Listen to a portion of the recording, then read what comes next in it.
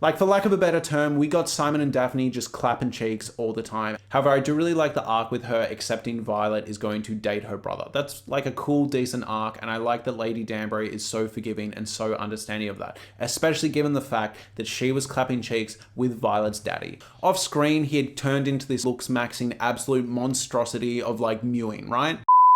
I like Bridgerton. I just want to say that from the jump. I love Bridgerton season 1 and 2. I absolutely adored Queen Charlotte. I talked about in my first big video about season 3, my breakdown of season 3 part 1, that I felt like this show had dropped the ball, and season 3 part 2 has dropped and it continues to fumble. I am so disappointed. I don't know what is going on with this new showrunner, but this is not the Bridgerton that I feel like Bridgerton fans deserve. Now, in saying that, I do think Bridgerton season 3 part 2, the back end of season 3, has a few more standout moments than season 3 part 1. However, it feels like season 3 part 1's worst tendencies are dialed up to 11 here. I don't know what on earth is going on. For example, the technical elements, the camera angles are absolutely absurd in the last half of season 3. So many discussions are had in the corner of the frame. Oh, Lady Danbury.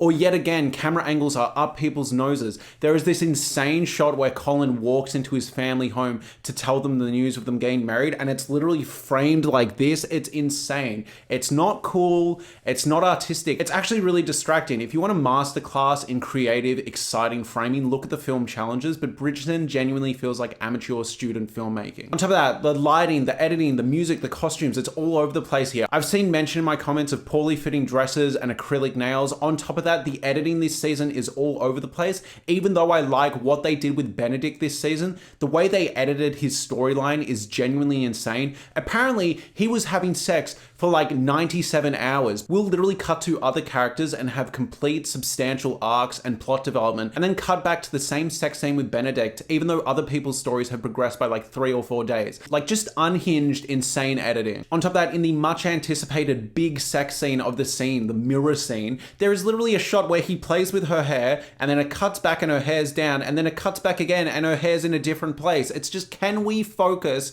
on getting these things right? How hard is it? Who else noticed this? She's angry. She takes the hair clip wrap, throws it on the ground. No hair clip. And she walks off. She goes home, right? She dropped it over there. It's gone. But then it's back in her hair. What happened? This show used to be a technical masterpiece. Say what you will about some of the problematic storytelling and some of the clunky line delivery in those first 2 seasons, but the show was beautiful. The sets were grand. The world felt lived in. And now you watch season 3 part 2. Instead, it feels like that weird Bridgerton experience that influencers were charging $30 to go to. The ton consistently feels empty. Establishing shots of the overhead of all the buildings inside the ton genuinely look like they belong in Polar Express or Mars Needs Mums, like major uncanny valley vibes. They look so strange. On top of that, going back to that pivotal sex scene that is such a big moment for fans, there's actually this weird filter over it that is blurring all the edges of the frame, and sometimes the characters accidentally slip into this blurred effect, so as a result their faces start to blur and feel like uncanny valley. On top of that, there's a scene where a choir boy is looking directly down the barrel of the camera. Actor catches himself and clearly looks flustered. There's moments where strings are playing and the strings are nowhere near in time to what we're hearing. Like, so many technical goofs, and I know for a lot of people this stuff doesn't matter. I know this sounds like I'm just nerding out, but it's important, because if you're wondering why season 3 feels off, this is a big factor. These technical elements being all sloppy are a serious hindrance to the audience's ability to actually connect with this story and immerse themselves in this world. You would not catch these sort of technical goofs in HBO shows. Game of Thrones in its peak didn't have it, but when Game of Thrones was sloppy, they had the Starbucks cup. Succession would never allow this level of technical goofs. Again, I said it in season 3 part 1, but Bridgerton fans deserve better. You need to demand better. You cannot let Netflix treat this show the way it treats all its other premiere shows, where it gives them 1 or 2 seasons, high budget, high effort, clinical precision, and then once they have an established fan base, they just throw in the towel and stop giving a fuck. It's really important that we actually push back and demand better from this show, because otherwise I actually think they're just not taking the target audience seriously, and they think they can get away with it because they think the target audience isn't smart enough to notice these things. And I'm telling you,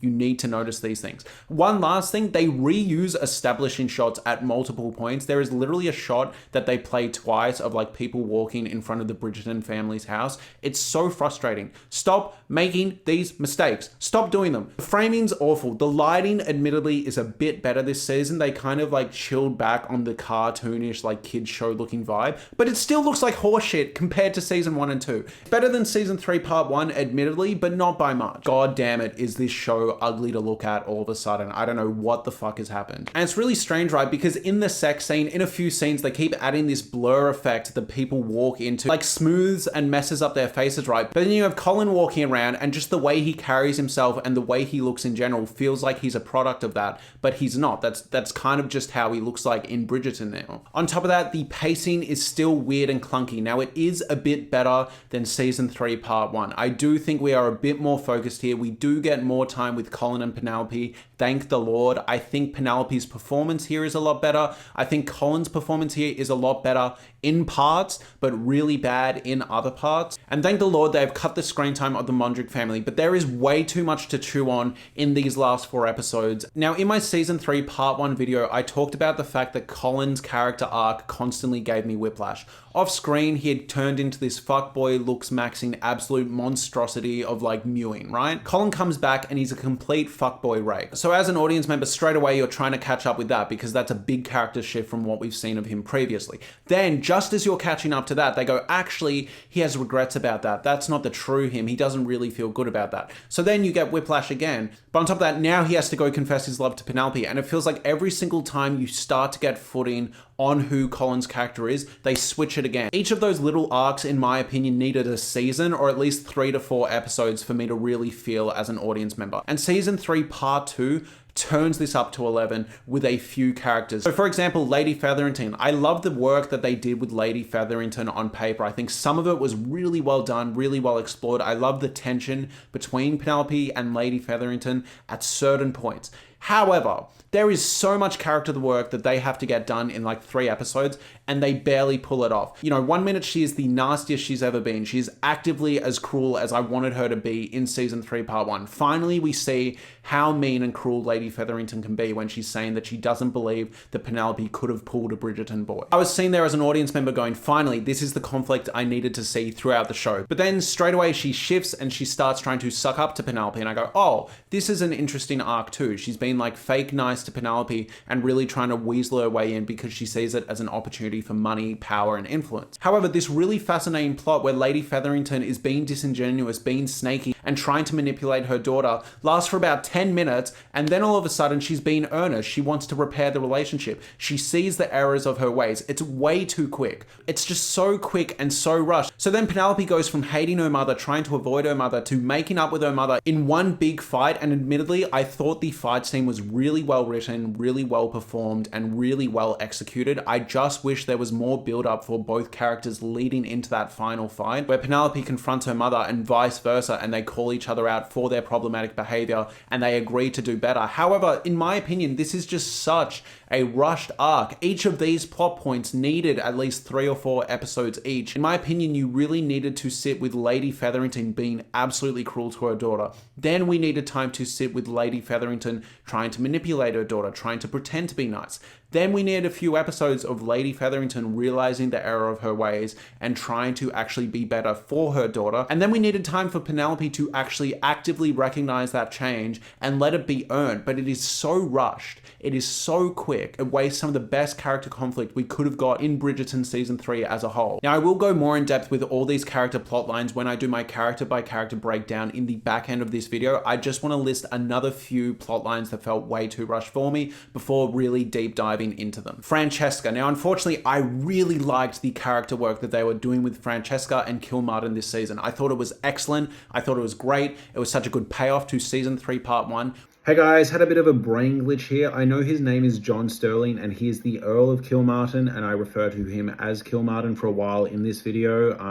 I was talking a lot and my brain crossed some wires. Sorry, I'm sure you get what I mean. We barely get any time of what they are like as a married couple before that is thrown in jeopardy. Like literally the instant she realizes, oh, I'm feeling a bit weird about Kilmartin, she then meets Michaela and she realizes what true love is. I actually like this a bit on paper, but it is so quick, it is so rushed, and I feel like we were just getting to know Kilmartin. They were just doing some interesting character work with him, and now it's completely thrown up in the air. It just feels so strange to me. And you can't tell me that they're going to figure this out later, because at the end of this season, they do a substantial time jump yet again. So those arcs that they set up are being set in stone, just so rushed, such wasted potential. And I will get into the ramifications of that plot line when I do my character by character breakdown at the end of this video, so please do stick around for that. Next, Benedict's arc. Look, I actually like sex scenes. I am not complaining about the amount of sex scenes that we got with Benedict. I did think the pacing and the editing timeline wise was fucking bizarre. However, not complaining about the Regency era challenges sort of scenes. I actually quite like them. Now, the thing I like about these scenes is it shows how free Benedict feels in this environment. It shows that he's really having like an eye-opening moment and really getting like immersed in the world of what he's doing. However, I do feel like we're being shortchanged a bit. I don't know why we're not getting more insight into how Benedict feels with this queer awakening he's having, into how Benedict actually feels about living as a queer bisexual man. I think that's really fascinating. And yes, maybe this will be explored in seasons down the line, but I feel like this would have been a really good opportunity to explore that as he's actually dipping his toe into this world for the first time. Another example of rushed plot lines and weird editing is Collin's writing arc.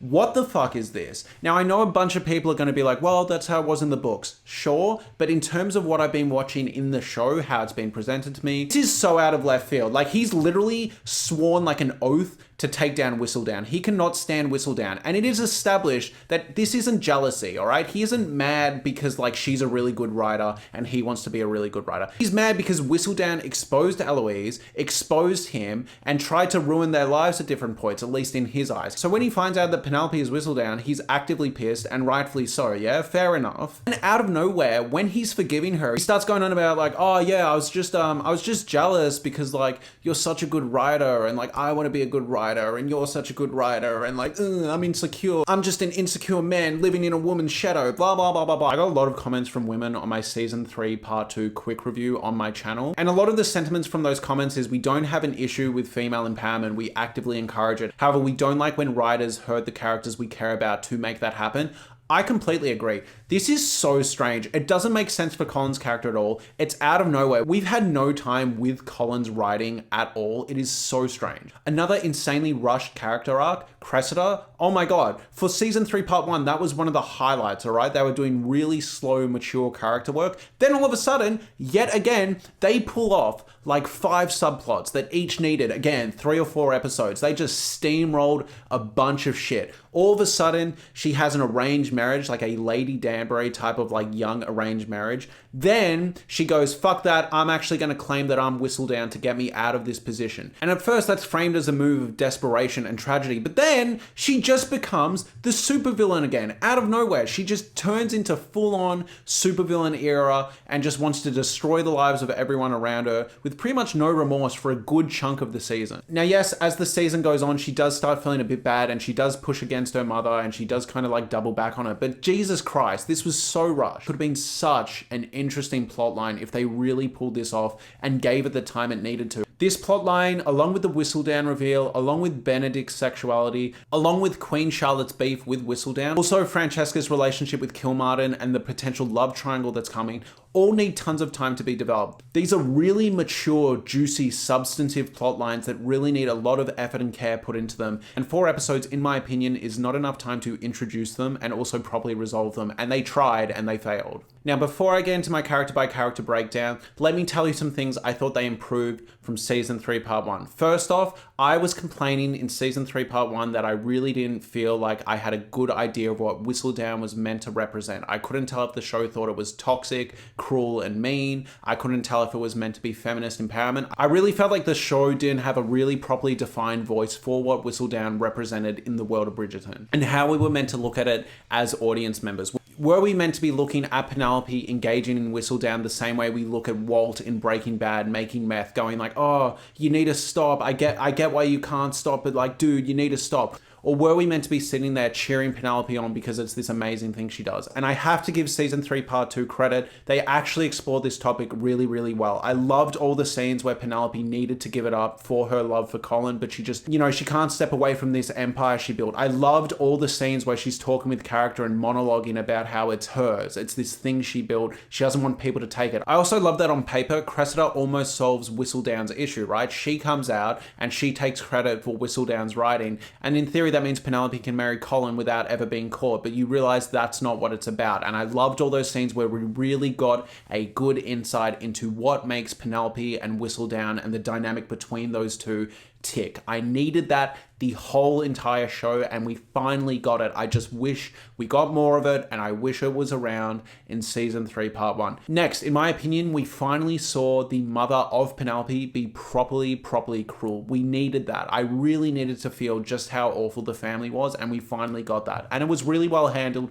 really well done, and yes, it was rushed, but when it was working, fuck me, it was working. Like, I love that scene that they had. I love when Penelope called out Lady Featherington for stealing money from the Ton. Totally valid. And I also liked when Lady Featherington called out Penelope for hurting the reputation of people in the Ton. Hot take, but I actually thought both parties in that argument were in the right and in the wrong in different sections, and it was a really well done, well performed, well executed scene. Now, if you're still watching this, thank you so much. Please do think about subscribing. If you want me to do a complete season 3 review, please let me know in the comments. If this video does well enough, I will definitely do that. Now we are going to get into our character by character breakdown. First off, we have Penelope Featherington. This girl is the nastiest stank bitch I've ever met. Now, first off, I absolutely love that the rift between Eloise and Penelope is still there. I love that they still aren't reconnected as friends properly. There's still some tension.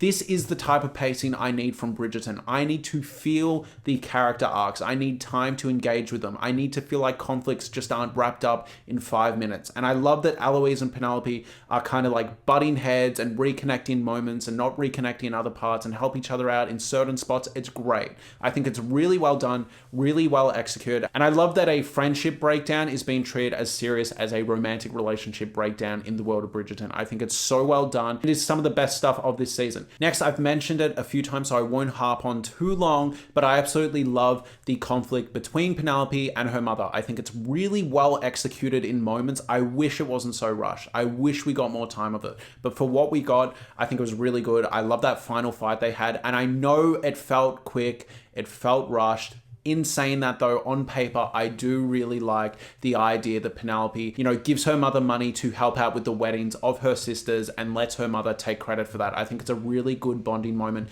between these two. It does actually feel like they're starting to see eye to eye. On top of that, in terms of some like character analysis, I actually like the idea that Penelope has done something that Lady Featherington never could. She is a made woman. She has made a living for herself. She is breaking generational cycles. She is helping her family lift themselves out of financial ruin and giving her mum and herself and her sisters a life that they could never attain previously. Really well done. However, her relationship with Collin, I just don't know. We did not get enough time with them as friends. I know it was sprinkled around the first 2 seasons, but they felt friendly, not like actual friends to me. Their chemistry at times is really good, and other times it's really whack. I just don't see that really great friendship base that we needed. In saying all this, despite the blur effect, despite some of the framing, I think conceptually speaking, I think the sex scene in front of the mirror was really good. I think the sort of like virginal sex scene was really well executed, really romantic. I do like the Collin, despite being presented as a bit of a slut, as a bit of a man whore. I like that he takes care of Penelope in this scene. I like that there's a lot of back and forth. There's a lot of intimacy there.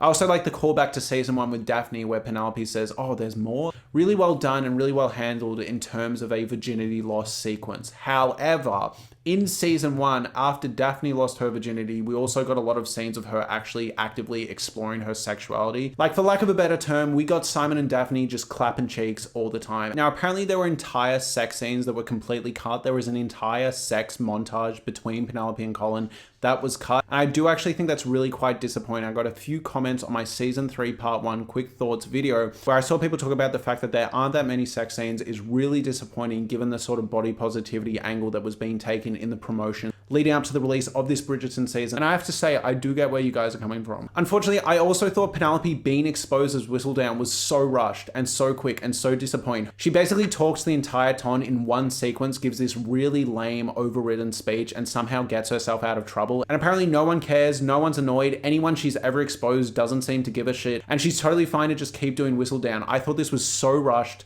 so lame, so quick. On top of that, I get the idea that the Queen actually kind of likes Whistledown. I do do get that, the idea that they're in this intellectual battle of wits and the queen kind of enjoys it because it gives her something to do. However, the fact that the queen was so hell-bent on causing drama for Lady Whistledown, so hell-bent on really holding her accountable, and then just throws in the towel after exposing her in front of everyone, so whack. I thought this speech was so rushed, so quick, and so lame. Let me know in the comments if you get where I'm coming from on this. For me, just a total eye roll moment. I have no clue what the fuck they were doing here. Next, we got Lucas Collin Bridgerton. What's that? Brother, What on earth is going on with Collin? It still feels like he's in the midst of a manic episode. He like bursts into the Bridgerton house. He's like, we're getting married. Then he's like, actually, I want to be a writer. Actually, I'm not mad that you exposed my secrets. I'm just mad because I want to be a writer. Do you want to be my editor? Collin is all over the place this season. He is nuts. I have no clue what they're doing with Collin. I like when he actually like strips it down, takes a second to think about what he's saying. I love the moment where he bursts in and defends Penelope to his mother. A great scene, and also quite complex. It's interesting that he's coming into that conversation from a place of privilege and telling off Lady Featherington when there are angles to Lady Featherington's behavior that are actually substantiated and valid given how women are treated back then. So Collin simultaneously comes off as privileged and juvenile, but also a hero in Penelope's eyes. Really well executed, really good writing moment. Aside from that, so much of Collin this season is just totally whack. He's still doing the mouth thing. He's still walking around every 5 seconds just like, what is it? Stop doing it. I don't like it. It's so strange. Is it a lip filler thing? Like, I hate it. It makes me so uncomfortable. He'll just say something sexy and just, I don't get it. What is it? It's so weird. And that's the issue with Collin as a character, is he's having all these interactions, making these weird stoic faces that's just so distracting, and I don't believe anything he's saying. Now, despite all my problems with Collin's characterization this season, I absolutely love the moment where he's like, don't worry, babe.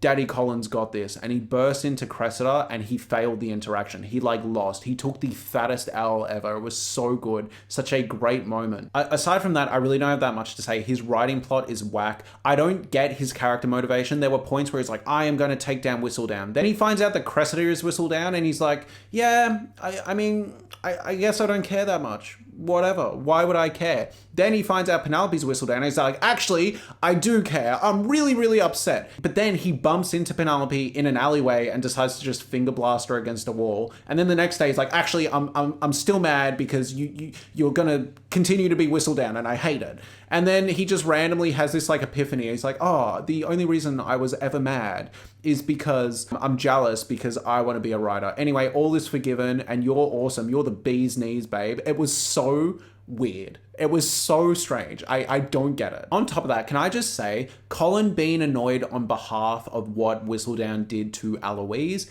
is totally fair. Collin being annoyed about what Whistledown said about him is whack. All she said in season 3 part 1 about Collin in her little article was, Collin is a rake. It's like, dude, you were a rake. Is that really that bad? Like, chill the fuck out, dude. Next we have Eloise, and this is an important moment to define the difference between bad character writing and a character being bad. So for example, Logan Roy in Succession is a terrible father, he is a terrible man, he is morally reprehensible, but he is a well-written, excellent character. And Eloise is being shit this season, all right? She's been an awful person. She's been mean, she's been nasty. She's ignoring Cressida when Cressida is opening up to her about her life. Eloise is selfish. She is selfish and privileged this season. However, I think that is intentional. I think as a character, she's really well written, and I think the ideas that are being explored through Eloise is really well done. One of privilege and wealth and just like being out of touch with your surroundings, with the people around you. I love all the character work with Eloise and Penelope. I love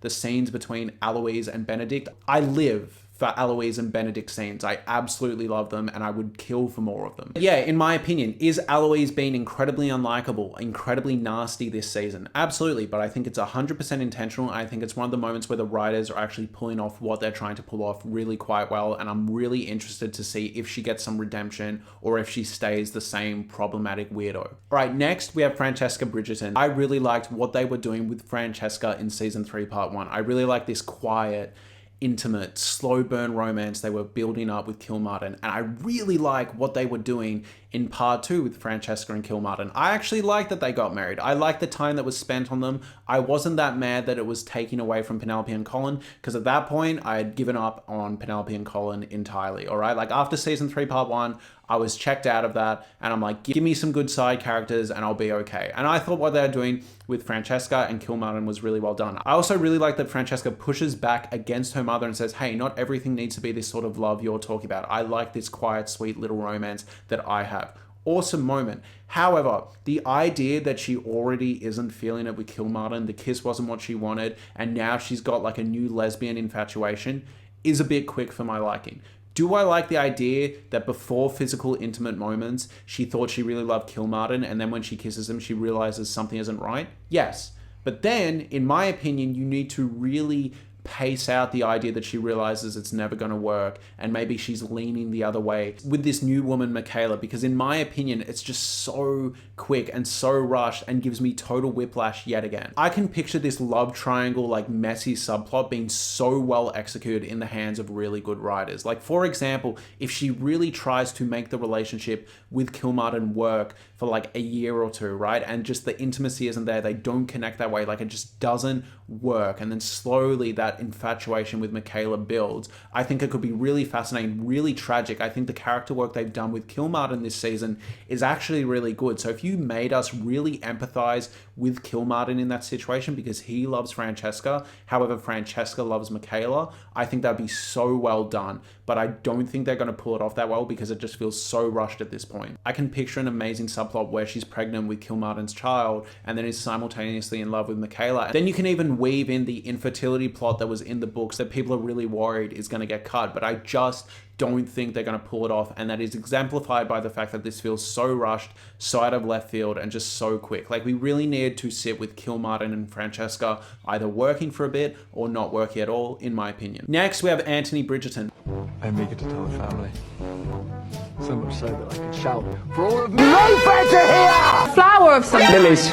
Forget me not. Lilacs. My boy Anthony is back and he's better than ever. Now, I cannot stand that this show consistently will like exit characters out of the show with like no fanfare. I did not like that Anthony and Kate, we didn't see their wedding, then they come back at season 3 part 1 for like 2 minutes and then they go away again. I really hate when shows write in sloppy plot lines or sloppy excuses for big actors to leave their shows because they just don't want to pay them anymore. And that's what Anthony and Kate felt like when they left at the start of season 3 and the midpoint of season 3. However, when we get Anthony and Kate in season 3 part 2, they are so good. They're the best part of the show. Jonathan Bailey, who plays Anthony, is just so good, and he genuinely feels like an unhinged maniac this season. I think he just has wife goggles. Like, I think he's drunk on love. He's screaming at the rooftops. He's screaming the wrong answers in the riddle challenge. Like, he is an unhinged maniac this season, and I'm here for it. I love the actor. I think he's fantastic, and I'm so glad that he's back this season. Him and Benedict just have a level of charisma that Collin is missing, and it's so great to see. It's just refreshing to have a prestige actor back in the show, especially one from when the show was in its prime. Next, we also have Kate. I love the character work they're doing with Kate too.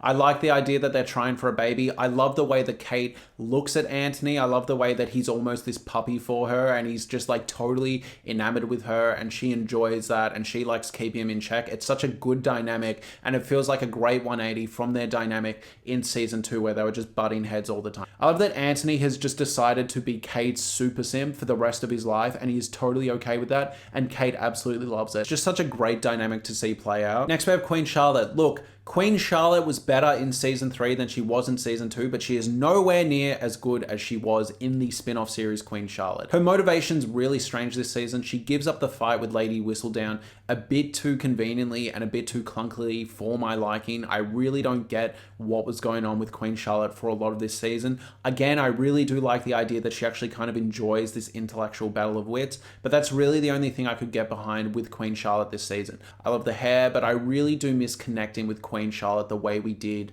in her spin-off, in my opinion. I feel after the great character work we got in the Queen Charlotte spin-off, what we see of her in season 3 feels slightly disappointing, in my opinion. Next we have Lady Danbury. Look, whatever. The reveal that she actually knew that Penelope was Whistledown is so whack to me. Like, yes, it kind of makes sense because Lady Danbury is always watching. She's very observant. But it just feels like a weird retcon, in my opinion. It doesn't really work. It just feels so sloppy. And it just feels like the show trying to like reward Penelope and Whistledown unnecessarily. I didn't really buy it. However, I do really like the arc with her accepting Violet is going to date her brother. That's like a cool, decent arc, and I like that Lady Danbury is so forgiving and so understanding of that, especially given the fact that she was clapping cheeks with Violet's daddy. Next character I want to talk about is Lord Devlin. Where was he? Where was he? Why did he not come back? Why was he not informing Cressida's subplot in any way, shape, or form? Like, what the fuck happened? Like, I didn't need him to start fighting Collin for Penelope or anything stupid like that. It was just, he was like a well-done character. They spent a lot of time with him in the first half of season 3,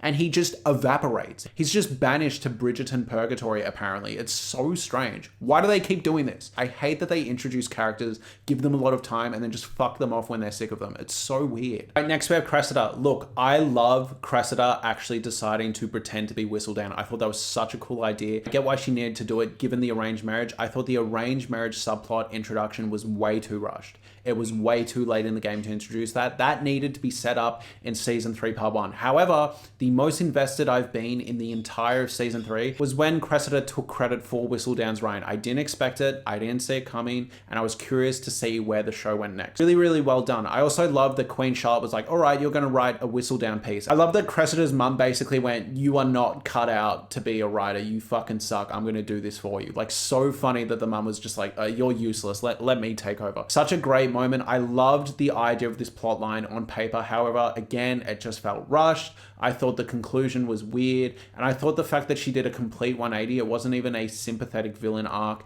was really quite sloppy. I feel like Cressida being fake Whistledown could have made for a season-long arc if they wanted to. Because in my opinion, it just feels really rushed that they made us empathize with her in season 3 part 1, just to make her the clear villain in season 3 part 2. Next, we have Benedict Bridgerton. Look, I know a lot of people are complaining about the fact that so much time was spent on Benedict and not Collin and Penelope. Yes, that is true, all right? Like, I totally get that complaint. However, in my opinion, I'd already given up on Collin and Penelope after how poorly done it was in season 3 part 1. So I actually kind of enjoyed what they were doing with Benedict. I liked all the sex scenes. I liked the twist with the woman he was seeing. However, again, like I mentioned before, I just wish more time was spent on him kind of coming to terms with his sexuality, what it meant for him and his high status position and his relationship with the Ton, what it really means back then in that time. Like, I wish we got more insight into the actual ramifications of this, how he feels about it. Even if he just feels empowered and excited, I would have liked to see that a bit more instead of just the sex scenes. Keep the sex scenes if you want, but also give us a bit more depth and insight into what he's actually thinking. Next, we have the Mondriches. No more Mondrich subplot. Where is this going? Take it and pass it to the next person. Double it and give it to the next person. Keep it, actually. Give it to nobody. These characters need to be cut. I do just think they keep him around because he's some sort of linkage to Simon from season 1, but this is so bad and so boring. Like, I don't get it. It's just so bad and so boring, and I don't care. They need to cut them, or they need to give them something really interesting to do, because this whole plot line boiling down to basically like, oh, we sold the pub and we miss the pub because the pub was part of who we are, is so lame. It's so shit. It's so bad. Cut it. Cut it. Next we have John Sterling, aka Kilmartin. I actually really like the character work they gave him. All these scenes of him interacting with the Bridgerton boys, I was not expecting the performance and the character to be so charismatic, and I actually really like that there's a contrast with how he is around Francesca and how he is around the boys. I think it's really fascinating, really well done, and I didn't expect the show to pull it off so well. Like, really just like an interesting character, and I'm really wondering why he's so different around the boys compared to how he is around Francesca. Really interesting, and I am actually excited and curious to see where his character arc goes. I really liked their wedding despite it feeling rushed, and I hope he feels like a good core character for as long as he's in the show. And next, finally, we have Violet Bridgerton. She was fine. I really like her as a character. I just don't think they gave her a bunch to do this season. I'm glad that she's in love. I also love the scene where Anthony is looking over and he's like, he's getting too close to my mother. Great stuff from Anthony. I like Violet's speeches about the whole love match thing, and I like the tension and conflict it provides. I think Violet's just a good character, and I hope they they keep her in the show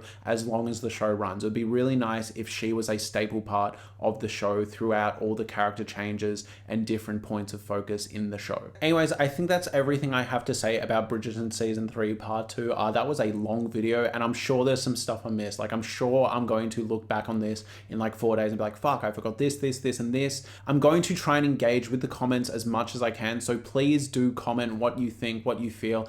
For those of you who have read the book, please let me know what was changed for the better, what was changed for the worst, etc, etc. I really want to get the conversation going. And again, if this video is popular enough, if it does well enough, I will do a complete Season 3 review, just get into the weeds of everything. I'll go through all the comments, note down all the points you guys make, collate it, and really try to do a thorough video about Bridgerton Season 3, and even maybe Bridgerton as a whole. If you enjoy me talking about Bridgerton, there is an entire playlist on my channel of me talking about every single season in some capacity, so do check that out. Thank you so much for watching. Please subscribe if you enjoyed this video, and please let me know what you'd like me to talk about next. This week I'm going to be talking about Perfect Match and The Boys, and there'll be a long deep dive video of challenges at some point somewhere, so please let me know any movies, any TV shows, any sort of like celebrity stuff you think I'd be good at talking about. Please let me know in the comments below. Thank you so much for watching.